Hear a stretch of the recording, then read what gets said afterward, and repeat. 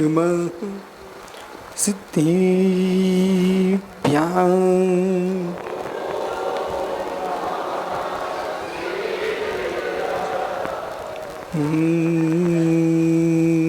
नमः सिद्धेभ्यां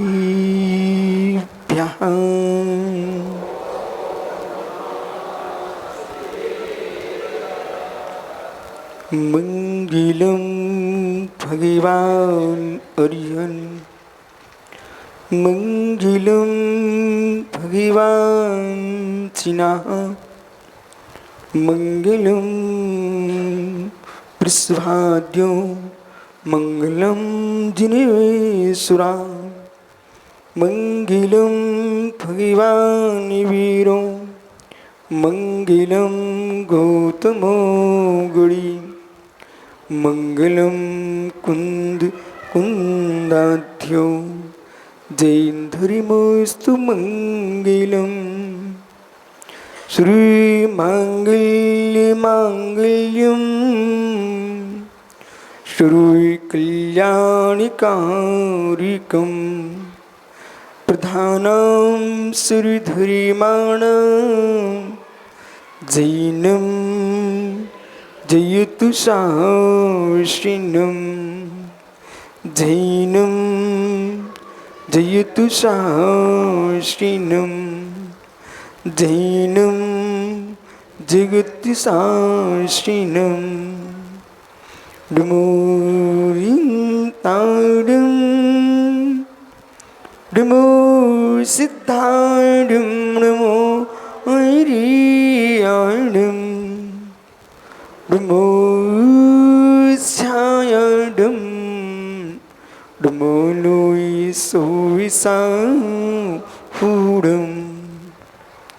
अनंत अनंत पुरुम सिद्ध भवानी की एक जड़वान चंद्रप्रभु स्वामी की एक जड़वान महावीर स्वामी की परम पूज आचार्य भगवान कुंद कुंद स्वामी की परम पूज आचार्य रविराग सागर मुनि महाराज की समय विश्व धर्म की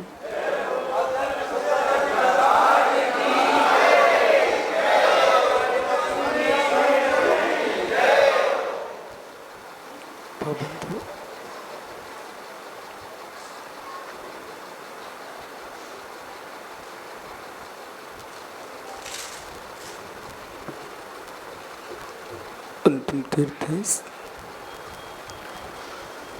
वर्धमान स्वामी के शासन में ओम से विराजते हैं। तीर्थंकर जिनेन्द्र की पीयूष तृष्णा जिनेन्द्र भरी मनुष्य जगत कल्याणी ये सर्वज्ञ शासन नमोस्तु शासन जयवंतो वितरा सर्वज्ञ संस्कृति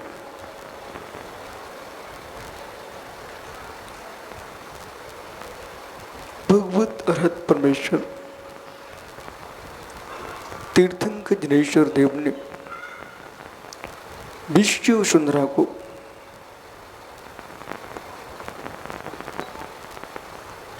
भूतार्थ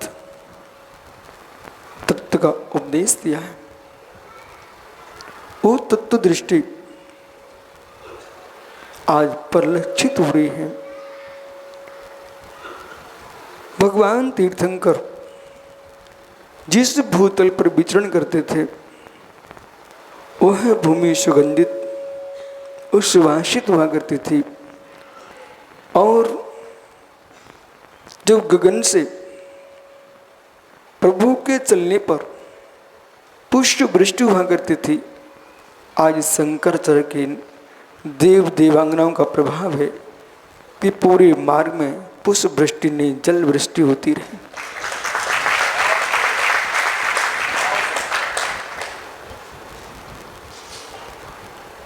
जैनाचार्यों ने कितना गंभीर विचार किया और गंभीर चिंतन किया और इतना गंभीर विचार, इतना गंभीर चिंतन कि हर विषय पर एक वैज्ञानिक दृष्टि रखी, और जहाँ विज्ञान फैल हो जाता है वहाँ वीतराग विज्ञान अपना काम करता है। और छोटा मोटा काम नहीं करता, बड़ा विशाल काम करता है। जो कभी कोई व्यक्ति मंत्र को न मानता हो, तंत्र को न मानता हो, उस व्यक्ति को भी संज्ञा बदल के स्वीकार करना पड़ता है। आज के लोग भूत के लोगों के वचनों को, शब्दों को पकड़ने की कोशिश में लगे हुए हैं और खोज रहे हैं कि महाभारत के युद्ध में कैसी आवाजें आती होंगी, तो विपुलाचल पर भगवान महावीर की दिव्य देशना कैसे खड़ी होगी। काश आज जो तुम्हारे पास यंत्र बढ़ चुके हैं, ये यंत्र भगवान महावीर स्वामी के सामने होना चाहिए था, पर वातेन आवश्यकता नहीं थी, आवश्यकता नहीं थी उस समय। प्रभु की देशना ही एक दो फल्लांग नहीं, पूरे के पूरे योजन योजन तक भगवान ऋषभ देव की देशना 12 योजन तक सुनाई पड़ती थी। एक स्थान पर बैठ करके 12 योजन तक सुनाई पड़ रही थी। और यदि आज प्रकाश मोदी जी मैं प्रवचन करूं, वो आपको सुनाई नहीं पड़े, तो इसमें आपका दोष नहीं है, दोष मेरा है कि उतनी क्षमता मेरे पास क्यों नहीं आई कि श्रोताओं को सुनाई नहीं पड़ रहा है। ये माइक की आवश्यकता क्यों पड़ी। इतना प्रकृष्ट पुण्यात्मा जीव, इतना महान वक्ता तीर्थंकर, जिसके सामने कोई माइक नहीं हुआ करता था, भगवान ऋषभ देव जब बोला करते थे तो मेरे मित्र 12 योजन तक भगवान की ध्वनि सुनाई देती थी।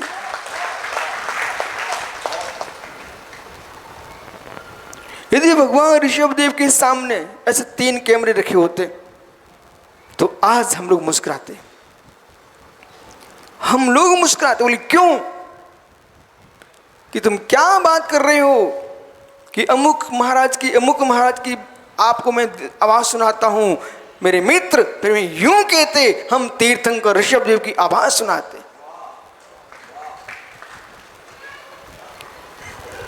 उनके शब्द को दुनियात्मक आवाज न सही, लेकिन अर्थ रूप आवाज आज भी उन्हीं की है।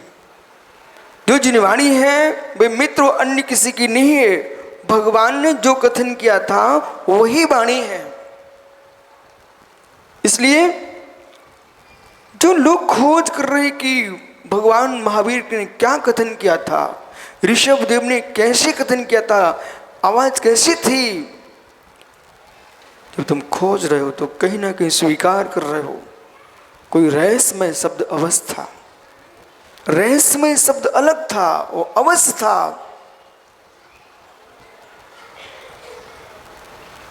व्यक्ति अपने भावों को घनत्व दे सकता है, व्यक्ति अपने भोजन को घनत्व दे सकता है, तो मित्र व्यक्ति भाषा को भी घनत्व देता है।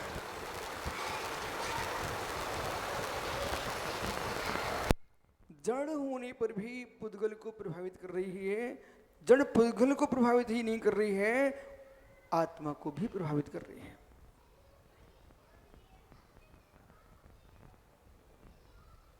लोग मुस्कुराते मिलते हैं तो लोग रोते भी मिलते हैं। लोग मुस्कुराते मिलते हैं, लोग रोते भी मिलते हैं। किसके बल पर? न आप किसी को लड्डू खिलाना, पेड़ा खिलाना, 2 शब्द मीठे बोल देना, तुम्हारे चेहरे पर मुस्कुराहट आ जाएगी। है मित्र, अध्यक्ष शंकराचार्य, शंकर नगर, इन सबको मिठाइयाँ खिलाना, मिठाइयाँ खिलाना। जब जाने लगे हम, इतना बोल देना, कितने भूखे लोग थे सब खा गए।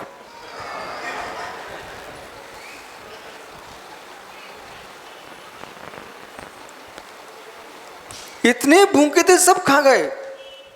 जो 1 मिनट पहले चेहरा पहुंच करके तुम्हारी प्रशंसा कर रहे थे कि अध्यक्ष ने कितनी सुंदर मिठाइयां बनवाई हैं, और जैसे आपने कहा कि ऐसे भूखे लोग आए, सब खा गए। मित्र, उनकी कोशिश होगी, यदि कोशिश होती तो पूरा का पूरा निकाल के यहीं छोड़ के चले जाते। तो मालूम चला कि भोजन में मिठास थी कि शब्दों में मिठास थी। मेरे मित्र, शब्दों में वो ताकत होती है, वो ताकत होती है कि आकाश को बरसा सकते हैं शब्द। मेरे मित्र, शब्द में वो ताकत होती है, बुझे दीप को जला सकते हैं शब्द। बुझा दीप यहीं से जलता है, शब्दों से माध्यम से। और ज्ञानियों इतना ही नहीं होता है, सोता आदमी जग जाता है। ये सुना नहीं क्या आपने? सोता आदमी जग जाता है शब्दों के माध्यम से, रोता आदमी मुस्कुराता है शब्दों के माध्यम से। और आप तो मनुष्य हो, काला नाग भी नाचने लगता है शब्दों से। काला नाग नाचता है शब्दों से। बीन की आवाज सुनते ही नाग नाचने लगता है। इस शब्दों की लीला है। और क्षण मात्र में राजेश आदमी मूर्छा खा के गिर जाता है शब्दों से।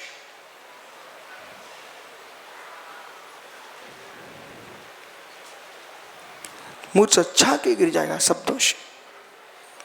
इसलिए नाम ठवन, नाम ठवन, नाम स्थापना, नाम निक्षेप, स्थापना निक्षेप मित्र, द्रव्य निक्षेप, भाव निक्षेप, इन 4 निक्षेपों की जो व्याख्या जैन आगम में की है, मध्यकाल में ऐसे लोग भी हुए जिन्होंने स्थापना निक्षेप पर बहुत विकल्प खड़े किए। स्थापना निक्षेप मानने के लिए तैयार नहीं हुए, और उन्होंने जिन प्रतिमाओं का विरोध किया, स्थापना निक्षेप को मानने के लिए तैयार हुए जिन प्रतिमाओं का निषेध किया। पर प्रश्न यह है, मूर्ति मात्र स्थापना नहीं होती। मूर्ति मात्र स्थापना नहीं होती है। कोई पत्थर रख दिया वो ही स्थापना नहीं है। चबूतरा बनाया वो भी स्थापना है। वेदी बनाई वो भी स्थापना है। जहां लोगों ने ये निर्णय किया हम मूर्ति नहीं पूजेंगे, मिथ्यात हो जाएगा। हे मित्र, आखिर में आपने मूर्ति भले ना पूजी हो, लेकिन कहीं ना कहीं स्थापना तो विचार किया। मूर्ति भी नहीं बनाई आपने, वेदी भी नहीं बनाई आपने, भवन बना के रखा ना। भवन की स्थापना की कि नहीं की? भवन में बैठना प्रारंभ किया कि नहीं किया? यदि भवन में बैठे हो, आवश्यकता क्या थी? शुद्ध आत्मा के लिए न भवन की आवश्यकता, न मूर्ति की आवश्यकता, न प्रतिमा की आवश्यकता, कोई आवश्यकता नहीं है। लेकिन भवन क्यों? इसलिए स्वीकार करना पड़ा, स्वीकार करना पड़ा कि एक बिना स्थापना के, आलम्बन के बिना भावना बनती नहीं है, और भावना बने बिना निरालंबन होता भी नहीं है। चारों निक्षेपों पर विचार किया आगम में। स्थापना, यदि शंकराचार्य में मंदिर की स्थापना ना होती, आप यहां आते? यदि सुरेंद्र भैया एक छोटी सी मूर्ति, एक छोटी सी प्रतिमा, सुबह आप गुड़ियारी में थे, छोटे से चंद्रप्रभु स्वामी है, यानी आस्था जो है आलम्बन पर टिकी है। आस्था जो है आलम्बन पर टिकी है। मैं तो यूं कहूंगा कि जितने यहां बैठे हुए हैं वो आपके अंदर क्षमता है एक मकान का एक कमरा कम बना लेना, पर अपने वंश के नाम की एक मूर्ति स्थापित करके जाना।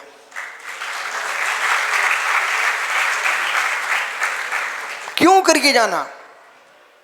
हो सकता है आपके कुल परंपरा में ऐसे दिन भी आ जाएं कि लोग धर्म भूल जाए, लेकिन आपके द्वारा स्थापित प्रतिमा विशाल है। वो कहीं धोखे से पहुंच गए और उन्होंने धीरे से किसी गैर ने कह दिया, मालूम आज ही अभी भी एक श्रावक रास्ते मेरे से बोल रहा था, महाराज जी ये शंकराचार्य मंदिर जो है ना एक मराठी समाज ने स्थापित किया था। अब माना कि वे भूल भी गए, चले भी गए होंगे, कदाचित महाराष्ट्र में भी पहुंच जाएं और उनको सुनाई पड़े कि तुम्हारे वंशजों ने एक रायपुर में मंदिर स्थापित किया था, उनके अंदर गुदगुदी छूटेगी, अरे मेरा मंदिर है वहां। मोदी जी जब आप अपने गांव की प्रतिमा की बात करते तो आंखों में आंसू टपकाते। मित्र चामुंडराय के वंशजों से पूछो, यदि चामुंडराय का कोई वंशज आज जीवित होगा वो कितना मुस्कुराएगा, सारे विश्व को जैनत की लहर दौड़ाते गोमटेश बाहुली स्वामी।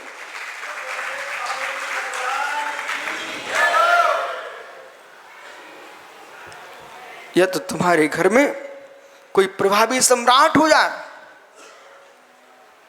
या प्रभावी साधु संत हो जाए, या प्रभावी कोई लेखक कवि हो जाए, या प्रभावी कोई दान दाता हो जाए, 7 पीढ़ियां क्या लाखों लाखों पीढ़ियां मुस्कुराती है। भगवान ऋषभदेव को आज तक कितनी पीढ़ियां बीत गई? बोले गुरु जी पीढ़ियों की बात कर रहे हो, युगों के युग बीत गए, लेकिन ज्ञानियों उनके वंश के लोग उनकी कुंडली सुरक्षित रखे हो ना रखे हो, लेकिन विश्व के आगम पुराण ग्रंथ वेद पुराण सब आदिनाथ की कुंडली बना रखे हुए। विराजो ज्ञानी, इसलिए एक लड्डू कम खा लेना, एक कमरा कम बना लेना, लेकिन अरहंत की प्रतिमा स्थापित करके जाना। बोले गुरुजी कोई पुजारी नहीं मिलेंगे तो उसकी चिंता मत करना, कोई पूजा नहीं करेगा तो उसकी भी चिंता नहीं करना, जमीन में चली जाएगी तो उसकी भी चिंता नहीं करना। भगवान चांदनपुर के महावीर स्वामी जिनका महोत्सव आप मनाने जा रहे हो वे जमीन में गड़े हुए थे। भातकुली के आदिनाथ स्वामी जमीन में गड़े हुए थे। कचनेर के पारसनाथ स्वामी जमीन में गड़े हुए थे। तिजारा के चंद्रप्रभु स्वामी जमीन में गड़े हुए थे। मित्र विश्वास रखिए, और मालवी रोड के स्फटिक के भगवान नदी में बह रहे थे। ओहो, आपको बोध होना चाहिए, आपको बोध होना चाहिए। कितनी बटैया नदी में बहती है, कोई उठाने गया? एक दिन प्रतिमा का आकार महिमा देखो कि लोग उठा के लाए। आज रायपुर के लोग मुस्कुरा के कहते हैं महाराज जी महानदी से आए भगवान। भातकुली में मैं गया, वो पूरे ट्रस्टी मुस्कुरा रहे थे। कचनेर में बोले भगवान पारसनाथ स्वामी जमीन से निकले हैं। मित्र जमीन में कोई उत्पन्न नहीं हो रहे थे, जो हमारे बुजुर्गों ने स्थापित किए थे वे ही जमीन से निकले हैं। जिसको कोई नहीं संभाल पाता, जिसको कोई नहीं संभाल पाता, जिसको कोई नहीं संभाल पाता है, वो भूमि सबको संभाल लेती है। इसलिए जीवन में नरेंद्र भैया जहां जहां तुम जाओ, अब प्रवचन भी करने लगो, थोड़ा थोड़ा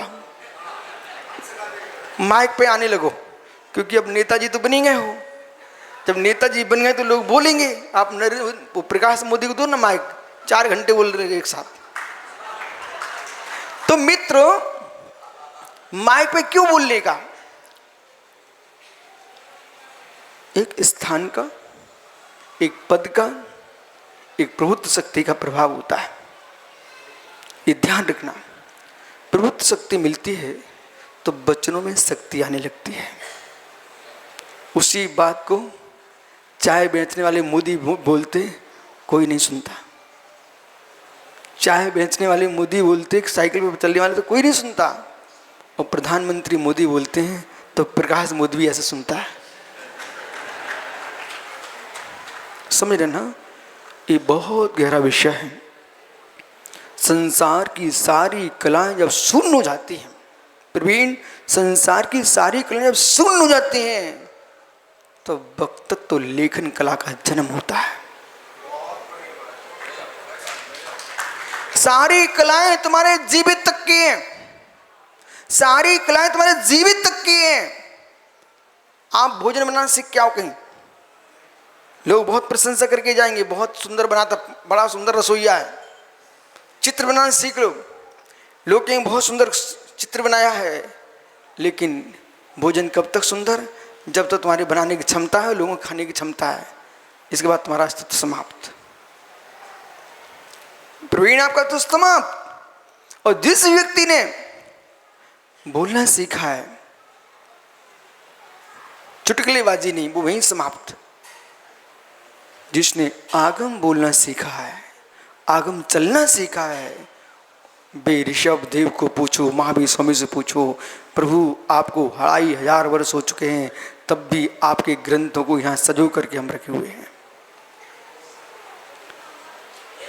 ऐसा मत बोलो कि आपको ग्रंथ खोलना पड़े, तुम ऐसा बोलो तुम्हारे वचन ग्रंथ हो जाएं। लेखन कला, लेखन कला, लेखन कला यदि कुंद कुंद जैसे आश्चर्य 84 पहाड़ ग्रंथ ना लिखते, आज पूरे विश्व धरातल पर तुम्हारा सिर ऊपर होता है। यदि गोमटेश बाहुली सौम्य की प्रतिमा तुमको ऊंचाई दिखाती है, खजुराहो के शांतिनाथ तुमको ऊंचाई दिखाते हैं, तो मेरे मित्र श्री षटखंडागम धवला जय धवल महाबंध जैसे ग्रंथ आपका सिर ऊपर करते कैसा है पहाड़, तो कुंद कुंद के समय शान भी आज जैन में क्या विश्व में ऐसा कोई संप्रदाय नहीं है जिनके मठाधीश समय सार को ना पढ़ते हो। अध्यात्म सीखना है तो समय सार पढ़ना पड़ेगा, अध्यात्म सीखना तो समय सार पढ़ना पड़ेगा, और रसायन को सीखना है तो 50 का प्रवचन सार पढ़ना पड़ेगा। सुब्रत सागरी विश्व के कितने भी ऐसे विश्वविद्यालय, लगभग 150 से 200 में कुंद कुंद स्वामी के प्रवचन सार की कक्षाएं चल रही हैं। और जिस दिन ये सभा जो आप लोग बैठे हो, कुंद कुंद स्वामी के प्रवचन सार को गहरे में निरंतर सुन लिया, अब ऐसा कहोगे, क्योंकि जैन कॉलेज की बात नहीं कर रहा हूं, जैनेतर अजैन कॉलेजों में चल रहा है, विश्व में चल रहा है, प्रवचन सार की कक्षाएं चल रही, लोग परीक्षा दे रहे हैं प्रवचन सार पर।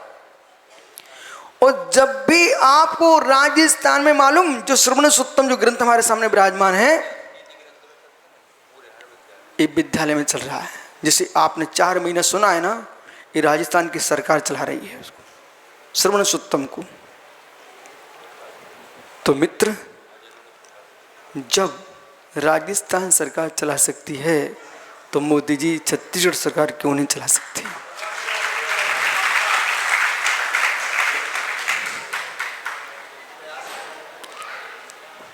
प्राकृतिक नाम पर और प्रवचन सार जो है, आप विश्वास मानिए, मैं आपकी प्रशंसा भी कर सकता हूं, परंतु मेरा मन कहता है हम आपकी प्रशंसा करें तो तुम प्रशंसनीय नहीं बन पाओगे। हम आपकी प्रशंसा नहीं करना चाहते, हम आपको प्रशंसनीय बनाना चाहते हैं।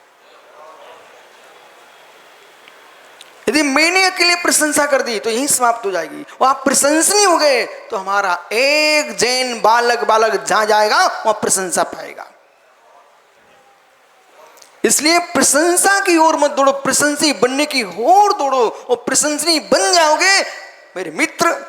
जब जलेबी में रस भर जाता है तो मेरे मित्र, जैसे साग मंडी में लोग चिल्लाते हैं 10 के 5 10 के 5, ऐसे जलेबी वाला नहीं चिल्लाता, वो रखी रहती है सीधी सामने, खुशबू मारती घी की जलेबियां, अपने आप बाबूजी पहुंचते, बोलो भैया लगाओ।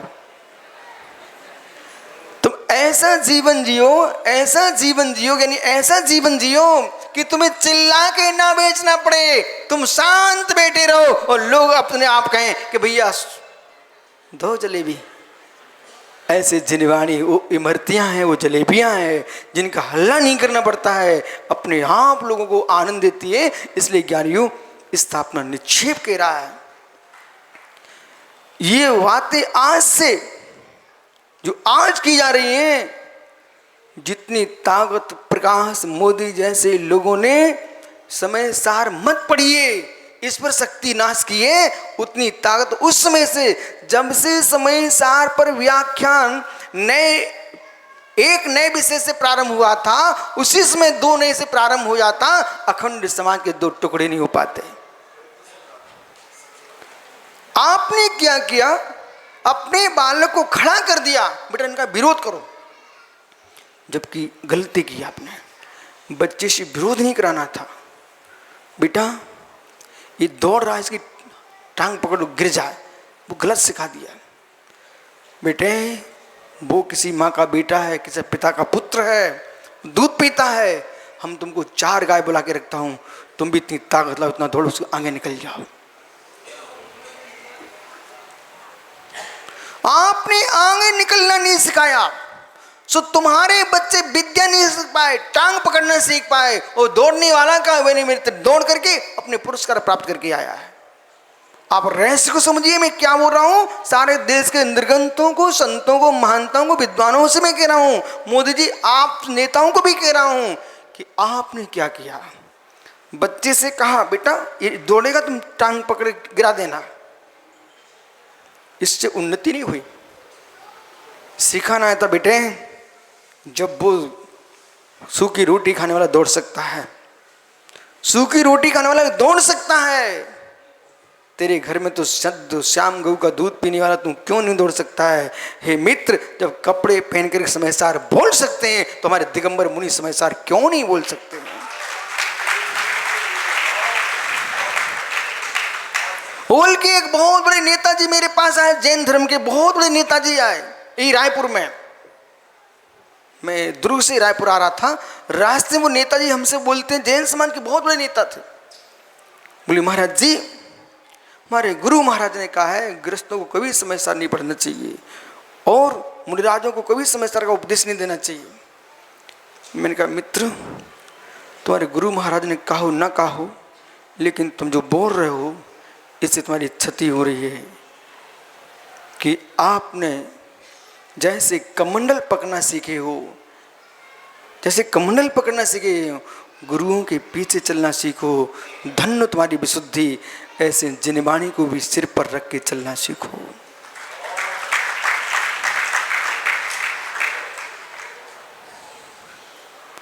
मैं इस पक्ष में नहीं हूं कि मोदी जी का बेटा हिंदी ना पढ़े, मैं इस पक्ष में हूं कि मोदी जी का बेटा हिंदी पढ़े, साथ में अंग्रेजी भी सीखे। हिंदी क्यों पढ़े? अपने देश की भाषा इसलिए हिंदी पढ़ना चाहिए, बुद्धि बढ़ेगी। अंग्रेजी इसलिए पढ़ना कि अंग्रेज तुम्हें ठक्के ना जा पाए। और आपने ये कह दी नहीं बेटा हिंदी मत पढ़ना, कि सामने वाले अंग्रेजी बोलेंगे, तुम्हारे बेटा चेहरा देखेगा, वो कहेगा ये ज्ञानी हम पागल हैं। जबकि भाषा कोई भी हो, भाषा ज्ञान नहीं होती है, भाषा माध्यम है, ज्ञान तो सिद्धांत का होता है। विराजो ज्ञानियों, समय हो रहा है, फिर कभी चर्चा करेंगे। लेकिन आज प्रवीण भैया वक्ता के जीवन से लेखक का जीवन बड़ा होता है, लेकिन सामान्य विद्या को वालों का जीवन बहुत छोटा होता है। कितने ही तुम कुछ सीख लो, तुम्हारा जीवन बहुत छोटा है। चामुंड राय अपनी संतान को, जो शिल्पकार को सोना दिया था पत्थर के बराबर, वो अपने वंश को देके चले जाते, उस सोने की कीमत कुछ भी नहीं थी। लेकिन चामुंड राय ने अपने बेटे को, अपनी संतान को सोना न दे करके शिल्पकार को सोना दिया था। वो इतनी सुंदर प्रतिमा बनी है। आज कोई नहीं कहता है कि चामुंड राय की बाहुली सोमी है, आज दुनिया कहती है जैन दर्शन की शान, दिगंबरत्व की पहचान गोमतीज बाहुली सोमी।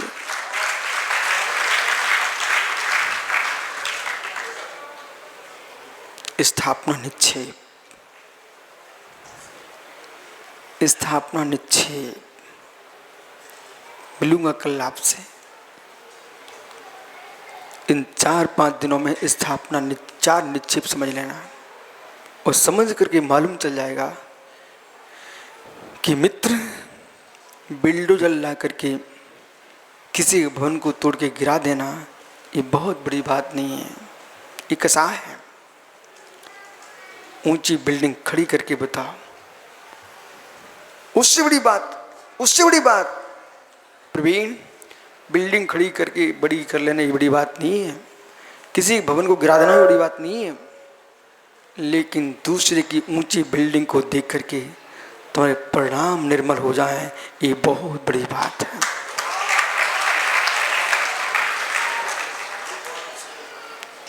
जो बिल्डिंग गिराई गई है उसको शासन प्रयोग भी तो कर सकता था। ये आप सोचते ही हो लेकिन कर नहीं पाते हो। आपसे मैं कहूंगा मित्र, आप विशाल करुआ में जिनालय बना लेते, भोरा न गिराते, तुम कहां माने। इसलिए मित्र, अंदर कुछ भाव रहता जीव का। भवन गिराएगा ना, अभी मुझे भी पता चल गया है। अब आप समझ गए, सब ज्ञानी लोग हो। प्रवीण, लोग ऐसा क्यों नहीं सोचते? मैं बहुत गहरा सोचता रहता हूं। यदि कैलाश पर्वत पर, मानसरोवर पर बद्री विशाल वैदिक परंपरा पूज रही है, मैं कभी नहीं कहूंगा तुम उनको उठा लाओ। बोले क्यों? हम आपको दूसरी शिक्षा देंगे।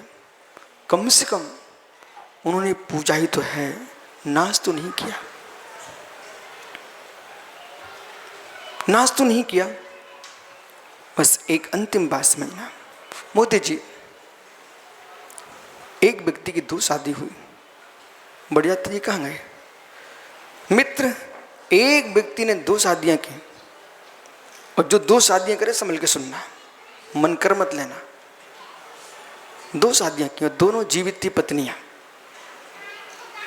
पर शादी 2 हुई, दोनों के बीच में संतान एक ही हुई। एक की संतान नहीं हुई।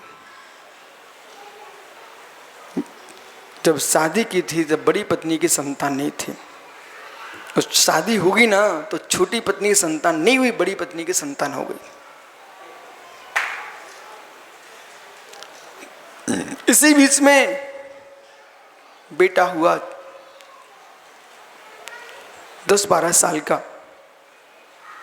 पति की मृत्यु हो गई।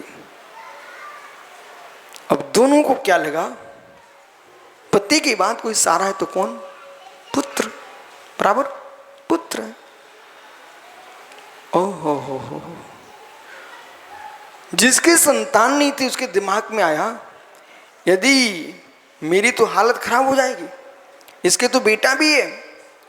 उसने झगड़ा प्रारंभ किया, उस बेटे को जबरदस्ती पकड़ के अपनी गोद में बिठा लिया और नगर में हल्ला किया, बेटा मेरा है, पति की मृत्यु हो गई सो इसने छीन लिया। ओहो, घर का झगड़ा मोहल्ले में फैल गया, मोहल्ले का झगड़ा नगर में पहुंच गया। जैसे ही नगर में फैलता है, अंत में पंचायत बैठी, पंचायत निर्णय नहीं कर पा रही। बोले दोनों रो रो के बोले करी, बोले मेरा है, फूट फूट के रो रही है। अंत में राजा श्रेणिक के पास भेजा गया। एक क्षण के लिए श्रेणिक भी सोचता कि क्या दूं, समझ में नहीं आ रहा है। श्रेणिक का बेटा कभी कभी पिता से आगे बेटा निकल जाता है। श्रेणिक का बेटा अभय कुमार कहता है, पिताजी आप ऐसा करो, इसको 1 दिन का मौका दे दो, इसका निर्णय कल पक्का हो जाएगा, यदि आप मेरे लिए 1 दिन के लिए निर्णय की छूट दे दो। श्रेणिक ने मुस्कुरा के कहा, बेटा कल राज्यसभा में आप इसका निर्णय करोगे। जब निर्णय का समय आया, श्रेणिक ने गद्दी पर बैठ के देखा अभय कुमार क्या करते हैं। अभय कुमार क्या करते हैं, बालक को बुलाया, 10 वर्ष का बच्चा बेचारा सेमा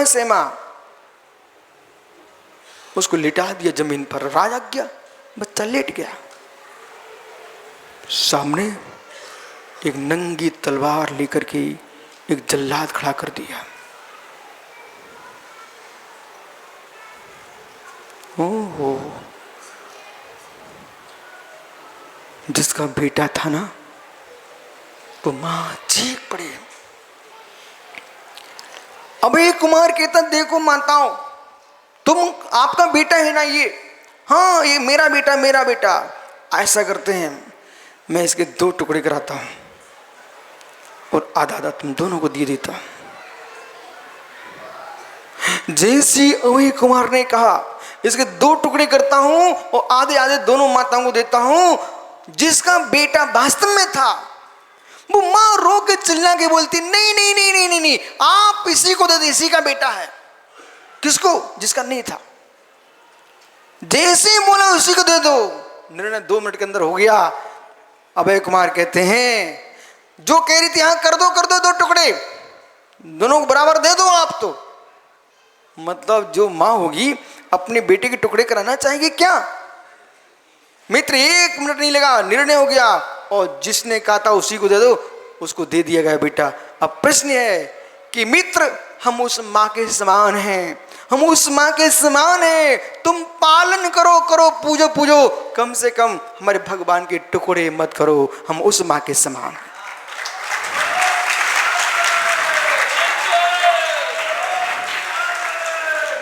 आप तो पूजो, क्योंकि जब भी मैं आंख बंद करता हूं, आंख खोलता हूं, पूरे देश में पुरातत्व के नाम पर जैन प्रतिमाएं दिखाई देती हैं।